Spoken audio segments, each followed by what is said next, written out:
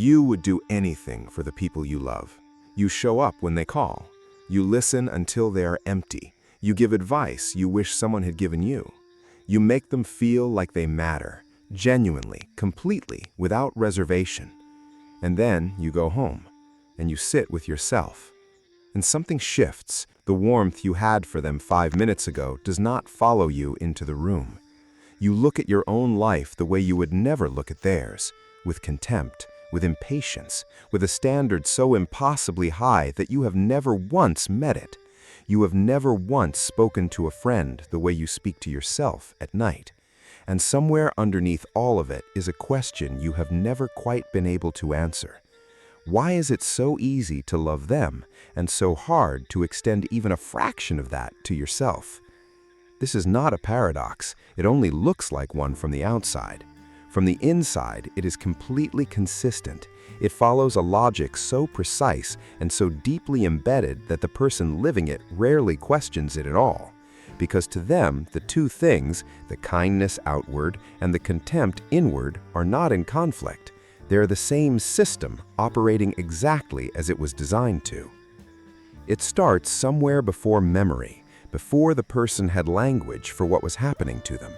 Psychologist John Bowlby spent decades mapping what happens to a child when the adults around them are inconsistent, when love is conditional, when approval arrives unpredictably, when care has to be earned rather than simply received. And what he found is that the child does not conclude that the adults are failing them. The child concludes that they are the problem, because that conclusion is survivable. If the adults are broken, then the world is random and terrifying and there is nothing to be done. But if I am the problem, then I have agency. If I try harder, if I am better, if I ask for less and give more, then maybe the love will become reliable. The self-blame is not weakness, it is the most rational response available to a mind that is too small and too dependent to hold any other truth. And so the child learns. They learn to read the room before they walk into it. They learn to feel what other people need before those people know they need it.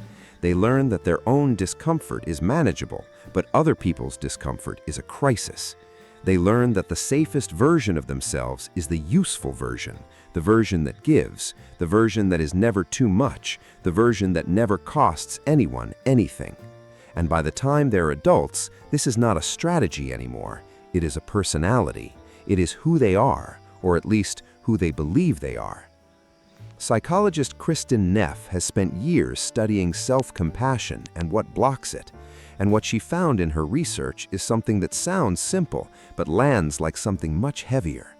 People who struggle most with self-compassion almost universally believe that they do not deserve it.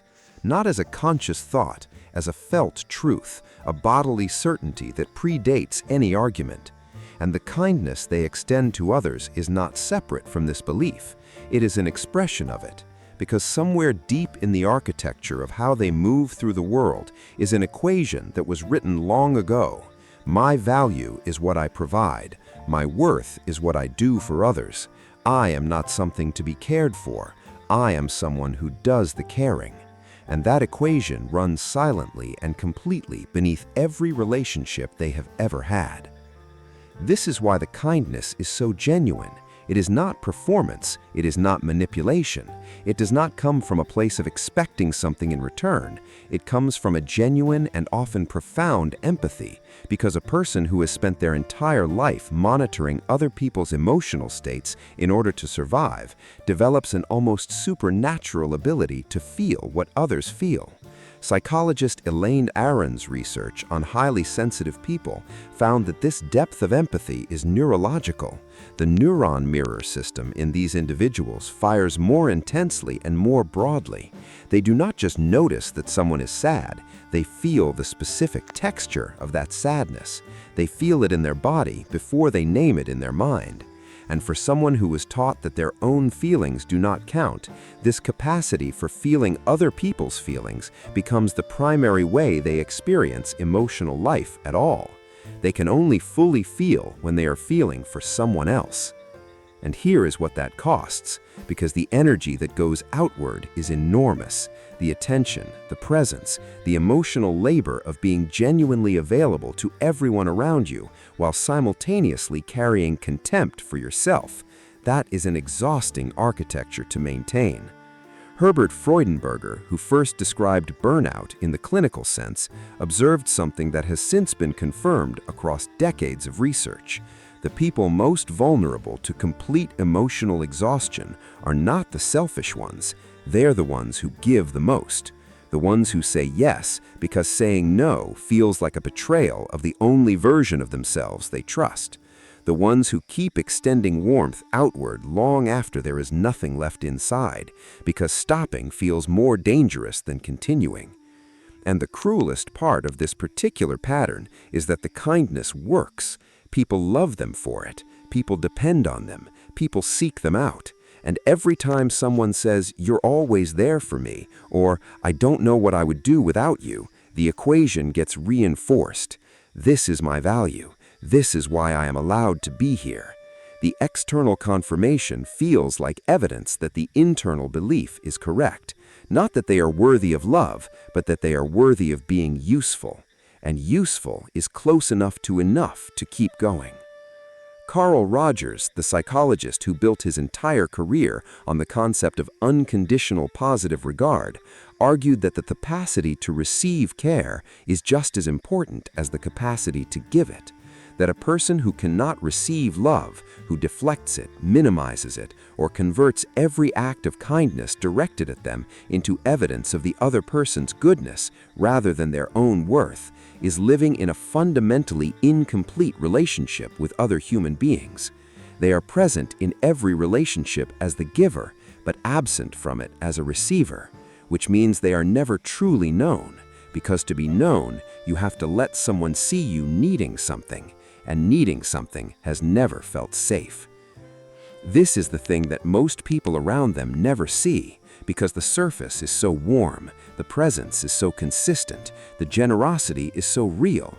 But underneath is a person who has never once believed they were enough without the giving, who has organized their entire identity around a role that requires them to stay small so that others can feel large, who helps not only because they care, and they do care deeply and genuinely, but helping is the only time they feel like their existence is justified.